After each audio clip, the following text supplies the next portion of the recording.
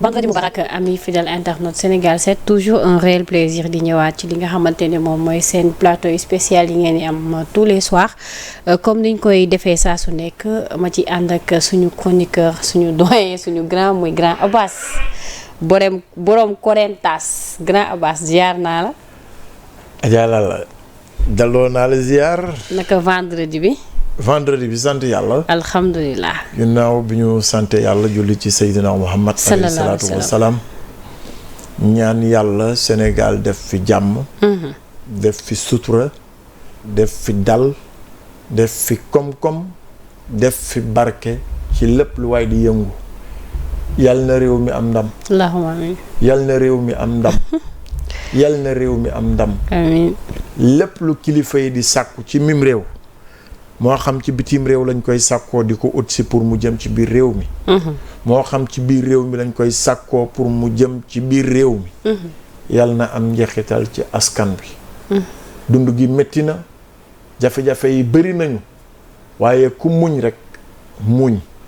yal na lii ñuy xaar di ko taaxirlu mbébét ko yal nañ fi fekk ci jàmm ak ci salaam ci koom-koom gu saawaan te baawaan. mais Abbas dëkk bi bëri na coow de. waaw mais. temps yi moom diggante barki démb ak tey. dafa am ku ni kër bukki ñàkkul coow. waaw bu ndawal bi ñëwee. dina am coow. waaw bu amulee ndawal. dina am coow. Sénégal nag coow ñu jik mais est-ce que li ñuy coow. jar na coow.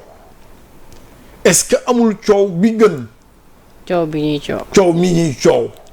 est-ce que coow li am na njeexital ci ñun ci askan wi ci ña ñu bëgg ca ña ñu sopp ca ña yeewoo ci biir réew mi walla ci bitim réew te safoo Sénégal nañu moytu coow buy indi fitna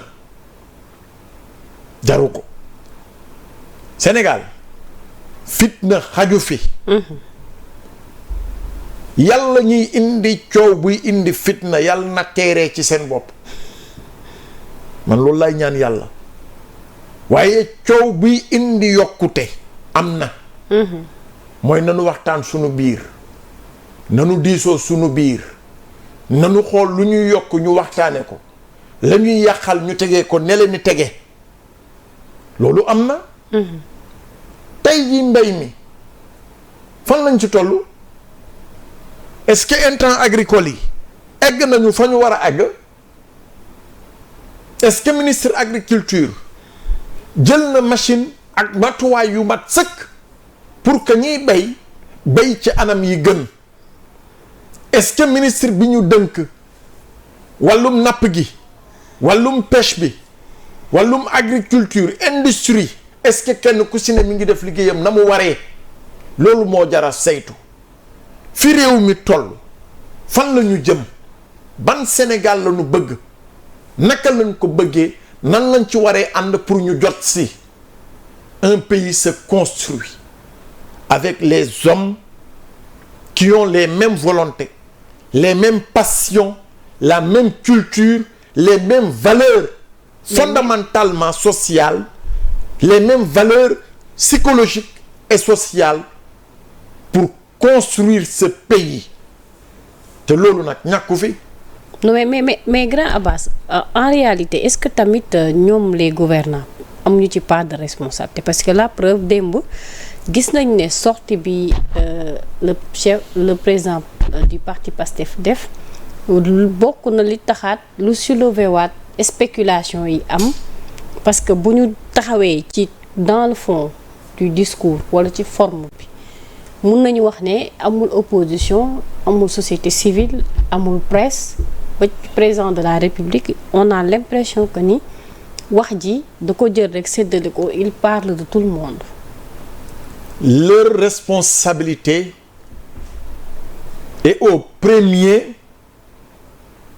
et à la fin de la chaîne. Xam nga gérer un pays dafa mel ni caq bu ñuy tàkkal nit ci baat moom la ñuy tàkkal président Bassirou Diomaye Diakhar Faye noonu. Premier jour bi caq boobu boo xoolee y a ce que l'on appelle des maillons de la chaîne bi nii la bii day ñëw dugalante bi bele ñëw dugalante bi bii ñëw dugalante bi ba mu wër mooy les maillons de la chaîne kon ñoom seen responsabilité c'est du début jusqu'à la fin à la fin seen engagement c'est du début à la fin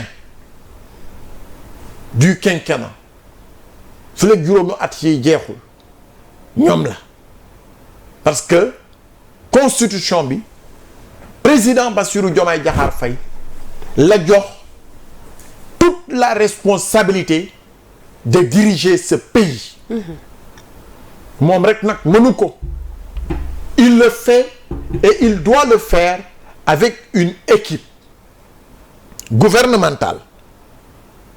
L'équipe gouvernementale a été mise en place avec à la tête le président, le premier ministre autant pour moi, Ousmane Sonko, qui dirige l'action gouvernementale. Mieux, mu am ay institutions yuy accompagner ce processus pour compléter le tableau de la mayonnaise mooy poobar bi muy El Malick Ndiaye en tant que président de l'Assemblée nationale. Ce sont ces trois institutions que nous avons. Maintenant, aux alentours de ces institutions se trouvent des piliers fondamentaux. Muy le citoyen. Quelle est sa place? Quelle est sa responsabilité dans ce maillon? ñun lan mooy suñu cër? lan lañu war a def? nan lañ ko war a defee? kañ lañ ko war a def pour accompagner cette dynamique impulsée par les pouvoirs publics? fa la ñuy lajjee parfois. Maintenant li nga wax ma rejoindre la si démb ku ne jot nga sa wàll parce que dafa doxul. mais est-ce que noonu la war a waxee aussi. waxee na mu war a waxee fa mu war a waxee ci jamono ji mu war a waxee parce que dama ko déglu mu ne. waxtaan nañu waxtaanu biir néeg. te nag bul fàttee ni Ousmane Sonko est le porteur principal, l'actionnaire majoritaire du projet. loolu mooy bay way na mbuus. lu ñëpp xam la lu ñëpp nangu la. maintenant nag dafa am piège bi nekk ci suuf. muy lan. dafa am nit ñoo xamante ni Ousmane Sonko xam nañu ni mooy fusible bi mooy croix de transmission bi il faut que ñu rocci ko. est-ce que dégg nga ma. est-ce que dégg nga fi may waxee. mel ni dañ ko bëgg isoler. très bien. pour neutraliser ko ak Bassirou Diomaye Diakhar Faye. pour jot Bassirou. c'est ça le deal de tous ceux qui pensent que am nañu intelligence politique fekk te yow gis nga électricité bi soo gisee fi ñu toll nii lépp tàkk. mu leer ngay gis ñu janoo di waxtaan dañu retiré wul fusible bi. disjoncteur bi. ma ne disjoncteur boo gis dafay am fusible. waxal léegi sa technicien bi mu dem rocci fusible bi fii ne kamaj kurus lëndëm kurus lay def. loolu la ñu bëgg. Ousmane Sonko mooy fusible lu parti Pastef. mieux c'est le porteur du projet, c'est le père du projet. tey jii nag gis nañu ni y a une complicité étroite bi am ci diggante Ousmane Sonko ak Bassirou Diomaye Diakhar Faye. complicité tissée selon le discours de Diomaye en prison. ñoom ñaar ñoo waxante. kenn leen wéttali muy sunu borom subhanahu wa taala. loolu moom dégg naa Bassirou Diomaye Diakhar Faye le président de la République son excellence mu wax ko te lu dëggu la ci ñoom ñaar. nga yaakaar dinañ leen ci bay. cette dualité jamais obtenue au Sénégal. entre le président de la République et le premier ministre dinañ leen ci bay. ana Senghor ak Abdou Diouf fanu mujje lu muy la transmission du pouvoir doxoon na ci diggante Abdou Diouf ak Habib Thiam. ku ne xam na la proximité bi doxoon ci diggante Habib Thiam en tant que premier ministre ak Abdou Diouf en tant que président de la République. dem nañu ba créer un isolement systémique ci seen diggante. ana Abdoulaye Wade ak le président Moustapha Niasse en tant que premier ministre, le premier ministre de l'alternance. dama lay nettali lu ma xam laa lay wax tey. fexe nañu ba ñu isolé leen. Abdoulaye Wade a pris sa responsabilité de nommer la première femme première ministre du Sénégal muy Mame Madior Boye.